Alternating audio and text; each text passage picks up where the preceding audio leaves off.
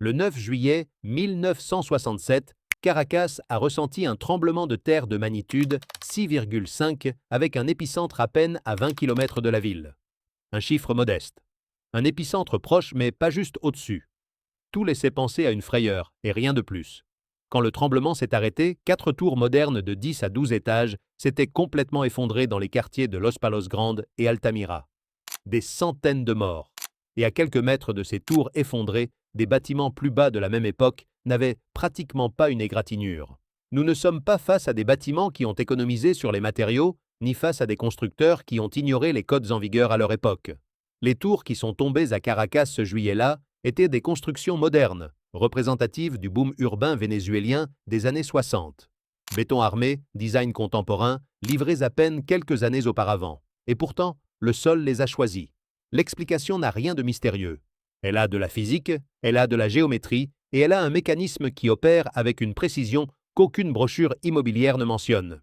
Les prochaines minutes démontrent le malentendu le plus répandu sur les tremblements de terre et expliquent pourquoi le chiffre qui apparaît dans les informations n'est presque jamais ce qui décide qui vit et qui meurt. Caracas repose sur une vallée tectonique encaissée entre la cordillère de la côte et le massif montagneux qui la sépare de la mer des Caraïbes. Sous ces quartiers, il n'y a pas de roches solides uniformes. Il y a un gâteau de couches accumulé pendant des millénaires, graviers alluviaux, sable fin, limon mou, et dans des zones comme Los Palos Grandes et Altamira, plus de 300 mètres de sédiments déposés sur la roche-mère. 300 mètres de remblai mou. Quand les ondes sismiques voyagent depuis une faille et atteignent ce type de substrat, elles ne le traversent pas sans conséquence. Le sol mou agit comme un matelas d'eau. Une onde qui arrive avec une certaine énergie depuis la roche profonde entre dans ce matériau et ce qui ressort par le haut peut être plusieurs fois plus grand, plus lent et beaucoup plus durable. Le processus s'appelle amplification sismique et les géologues du Service géologique des États-Unis le formulent sans détour. La roche ferme est ce qui tremble le moins, la boue molle est ce qui tremble le plus. Mais l'amplification n'est pas la seule chose que fait ce sol. Il filtre aussi. Il sélectionne. Il accentue certaines fréquences et en amortit d'autres, comme un égaliseur qui pousse une plage concrète du spectre sonore. À Caracas, le paquet de sédiments profonds de ces quartiers avait une fréquence naturelle entre 1 et 2 secondes. Cela signifie que le sol renvoyait les ondes amplifiées principalement à ce rythme. 2 pâtés de maisons plus à l'ouest, là où la roche apparaissait plus près de la surface, le sol répondait de façon complètement différente au même tremblement de terre. Les modèles travaillent avec une incertitude énorme dans des sols comme celui-ci. Et cette seconde de différence dans la fréquence a été ce qui a séparé les décombres des structures intactes. Dans les décennies qui ont suivi la Seconde Guerre mondiale, Caracas a grandi vers le haut de façon accélérée. Les quartiers résidentiels de maisons individuelles ont cédé l'espace à des tours d'appartements de 10, 12 et 15 étages. C'était le symbole du progrès urbain vénézuélien, financé par le pétrole et exécuté avec les systèmes constructifs à la mode dans toute l'Amérique latine. Dalles plates, piliers de béton, rez-de-chaussée ouverts pour les commerces et le stationnement. Le boom n'a pas incorporé dans la plupart des cas d'études de microzonage sismique. Personne n'a cartographié en détail quel type de sol se trouvait sous chaque pâté de maison, ni quelle fréquence ce sol amplifierait face à un tremblement de terre. Les rapports géotechniques qui existaient travaillaient avec des données générales du bassin de la vallée, pas avec la variabilité de chaque quartier. Une enquête de la Fondation vénézuélienne de recherche sismologique, publiée des années après le tremblement de terre de 1967, a établi que les bâtiments les plus affectés se concentraient exactement dans les zones où l'épaisseur de sédiments était la plus grande. La corrélation était directe. Les constructeurs avaient placé leurs tours sur les sols les plus dangereux de la ville sans le savoir ou sans que personne ne leur exige de le vérifier. L'avertissement se trouvait dans la géologie du bassin. L'horizon continuait à grandir. Et le schéma ne s'est pas arrêté à Caracas. À Mexico, en 1985, le même mécanisme sur le lit d'un ancien lac a amplifié des ondes qui arrivaient depuis un épicentre à 350 km de distance et a fait s'effondrer plus de 400 bâtiments de hauteur moyenne pendant que les gratte-ciel et les maisons basses restaient debout. En 1985, les sismologues qui ont étudié le tremblement de terre de Mexico ont donné un nom à ce que le tremblement de terre de Caracas avait anticipé 18 ans plus tôt. L'Université nationale autonome du Mexique et l'Institut d'ingénierie ont publié des analyses détaillées dans le Journal of Geophysical Research, qui ont documenté le mécanisme avec précision instrumentale. Ils ont utilisé des accéléromètres distribués dans toute la ville, des instruments qui enregistrent non pas la magnitude du tremblement de terre, mais le mouvement réel du sol en chaque point. Les données ont montré que les zones sur l'ancien lac de Texcoco amplifiaient les ondes entre 30 et 50 fois par rapport aux zones de roche. Le sol mou n'a pas seulement amplifié. Il a maintenu le tremblement pendant plus de 2 minutes supplémentaires après que les ondes originales soient l'eau à passer. Ils ont découvert que les bâtiments effondrés se concentrèrent dans une plage très spécifique de hauteur, entre 8 et 18 étages. La majorité enregistrait des affaissements ou des effondrements totaux. Les bâtiments de 2 à 4 étages et ceux de plus de 30 présentaient des dommages minimaux comparativement. Le bâtiment qui est le plus apparu dans les analyses postérieures a été le complexe Nuevo León à Tlatelolco, 14 étages, complètement effondré avec des dizaines de familles piégées. Mais la donnée qui mérite le plus d'attention n'est pas ce bâtiment concret, c'est le schéma. Le sol de Mexico oscillait à une fréquence entre 1 et 2 secondes. Un bâtiment de 10 à 15 étages met approximativement ce même temps pour compléter un cycle de balancement naturel. Quand les deux fréquences coïncident, chaque secousse du sol pousse le bâtiment exactement quand il est le plus vulnérable, comme pousser une balançoire à l'instant précis, encore et encore, jusqu'à ce que la structure ne puisse plus absorber d'énergie. Les ingénieurs appellent ce phénomène résonance. L'affaissement total mesure combien descend un bâtiment. L'affaissement différentiel mesure combien descend un côté par rapport à l'autre. Le second est le dangereux. En résonance, le mouvement différentiel entre la base et les étages supérieurs peut tripler par rapport à ce que le design original contemplait. Des portes qui ne ferment pas, des tuyauteries qui se fracturent, des piliers qui travaillent dans des directions pour lesquelles ils n'ont pas été calculés. Le bâtiment n'oscille pas comme un bloc rigide. Il se tord. Il lutte contre sa propre structure jusqu'à ce que quelque chose cède. Éloignons le zoom de Caracas et Mexico. Le tremblement de terre de 1967 cesse de sembler une anomalie vénézuélienne dès qu'on examine le registre global. Le même mécanisme sol mou plus résonance apparaît documenté à Anchorage en 1964, à San Francisco en 1989, à Kobe en 1995, à L'Aquila en 2009 et en Turquie en 2023. Dans tous ces cas, les cartes de dommages ont montré des concentrations dans des zones de sédiments mous et dans des plages de hauteur très concrètes, pendant que des bâtiments proches, sur roches ou de hauteurs différentes, enregistrèrent des dommages minimes. L'affaissement différentiel tracé dans les bâtiments de Mexico en 1985 a dépassé dans plusieurs cas les 40 cm entre une extrémité du bâtiment et l'autre, multipliant par 3 les calculs de design.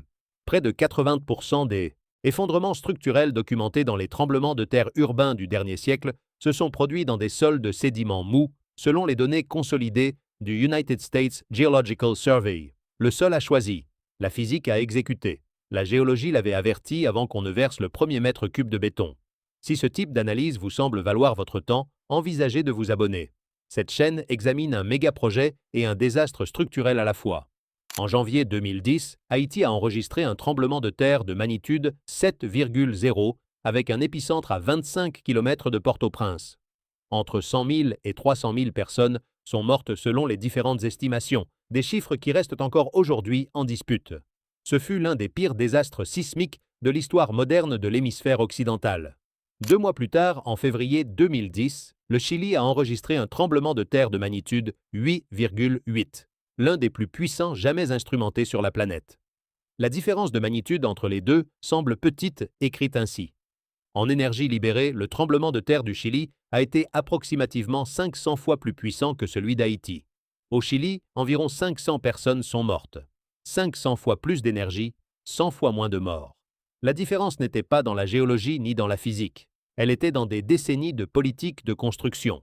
Le Chili, depuis le tremblement de terre de Valdivia de 1960, le plus puissant jamais enregistré dans l'histoire, actualise sa réglementation sismique après chaque grand événement. Chaque tremblement de terre se convertit en un laboratoire obligatoire. On étudie les bâtiments qui ont échoué, on identifie les mécanismes d'effondrement et on les incorpore au code. Le Chili a en plus un système d'inspection qui, bien qu'imparfait, fonctionne avec continuité. Haïti, en 2010, n'avait pas de code de construction appliqué de façon systématique. La majorité des structures urbaines avaient été élevées sans ingénieur de calcul, sans inspection et avec des matériaux qui ne remplissaient pas les spécifications sismiques basiques. Dans beaucoup de cas, le béton avait une proportion d'agrégats et de ciment que les analyses postérieures ont décrit comme structurellement équivalent à du sable compacté. Les données existaient avant 2010. Le risque sismique de Port-au-Prince était documenté dans des études du United States Geological Survey et d'universités caribéennes. La loi n'obligeait pas à agir sur elle.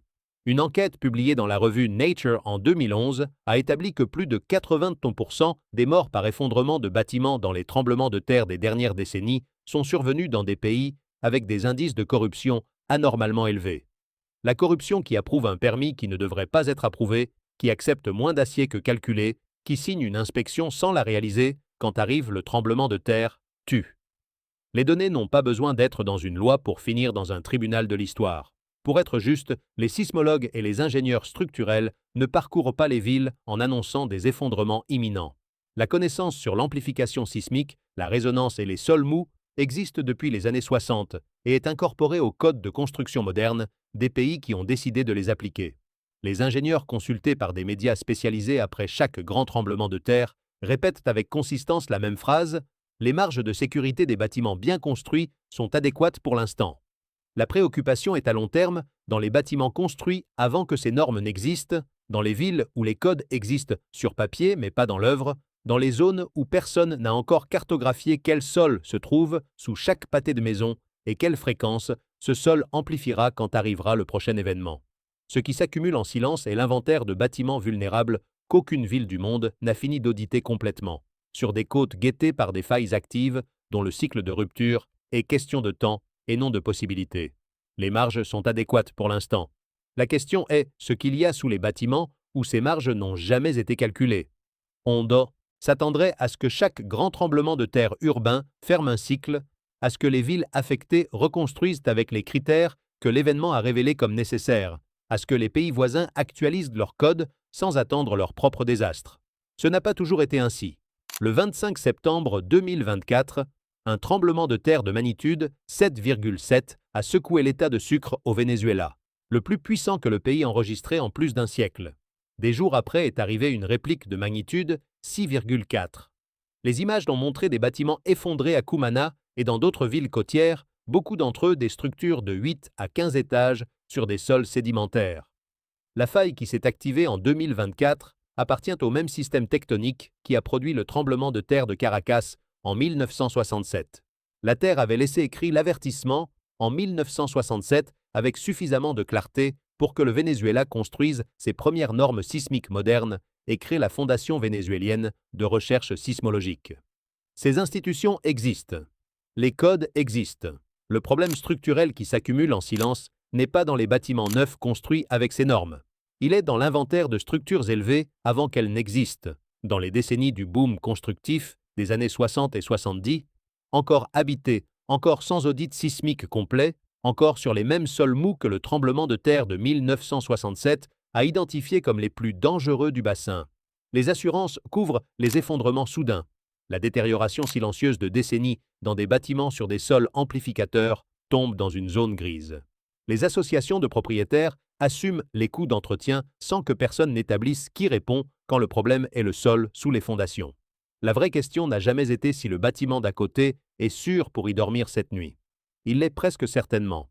Le dilemme est comment se verront les 30 prochaines années pendant que l'inventaire de bâtiments vulnérables sur des sols mous reste sans audit, pendant que les normes sismiques modernes coexistent avec des dizaines de milliers de structures construites quand ces normes n'existèrent pas, et pendant que chaque ville continue à calculer si elle peut se permettre de connaître la vérité avant que le sol ne la lui montre de la mauvaise façon. Le promoteur qui a élevé les tours de Los Palos Grandes dans les années 60 a encaissé, livré les clés et est passé au projet suivant. Ceux qui dormaient à l'intérieur ont reçu la partie finale de l'histoire en 89 secondes de tremblement. Les failles ont de la mémoire. Les bâtiments vulnérables, non. Le sol choisi, la physique exécute. Le béton révèle ce que quelqu'un a décidé quand personne ne regardait. Si vous voulez savoir quelles infrastructures et méga-projets échouent en silence avant d'apparaître dans les gros titres, abonnez-vous et activez la cloche. Cette chaîne analyse un cas à la fois, depuis les fondations vers le haut.